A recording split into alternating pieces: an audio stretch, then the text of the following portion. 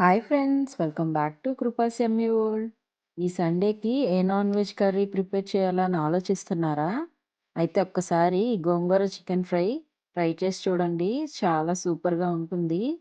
చాలా సింపుల్గా, చాలా బాగుంటుంది. ఎప్పుడు మనము రెగ్యులర్గా గోంగూర చికెన్ కర్రీ చేసుకుంటాం కదా, కర్రీ కన్నా చికెన్ ఫ్రై అనేది ఇంకా సూపర్ టేస్టీగా ఉంటుంది. వీడియో స్కిప్ చేయకుండా ఎండ్ వరకు చూడండి. ఇప్పుడు ఒక ప్యాన్ తీసుకొని 2 టేబుల్ స్పూన్ ఆయిల్ వేసుకొని, అది ఆయిల్ హీట్ అయిన తర్వాత కొంచెం స్పైసెస్ వేసుకోండి. అవి కొంచెం ఫ్రై అయిన తర్వాత చిల్లీస్ కూడా వేసుకొని ఫ్రై చేసుకోండి.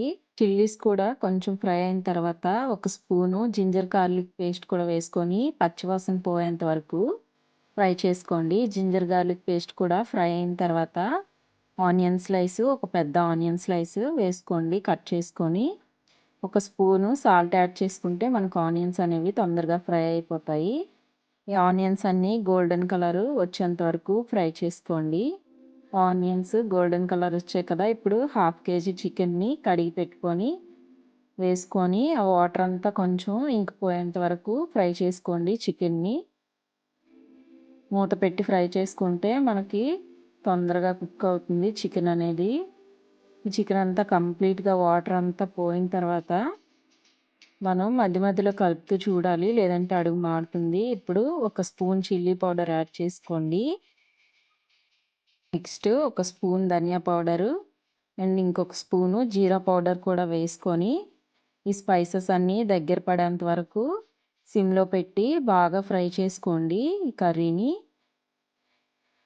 మూత పెట్టి ఫ్రై చేసుకోండి. మొత్తం ఈ వాటర్ అంతా ముక్కలకి బాగా అబ్జర్వ్ అయింది కదా.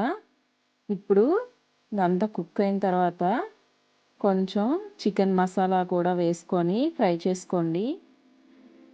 చికెన్ మసాలా కూడా కొంచెం పచ్చివాసన పోయిన తర్వాత మనం ముందుగా గోంగూరని కడిగి ఫ్రై చేసుకొని మిక్సీ వేసుకొని పేస్ట్ చేసి పెట్టుకోవాలి. ఇప్పుడు ఆ గోంగూర పేస్ట్ని కూడా వేసుకొని ఇంకో 5 మినిట్స్ ఈ చికెన్ గోంగూర మొత్తం కలిసేంత వరకు ఫ్రై చేసుకుంటే అంతే, simple and tasty gongura chicken fry ready. తప్పకుండా ట్రై చేసి ఎలా వచ్చిందో కామెంట్ చేయడం మాత్రం మర్చిపోకండి.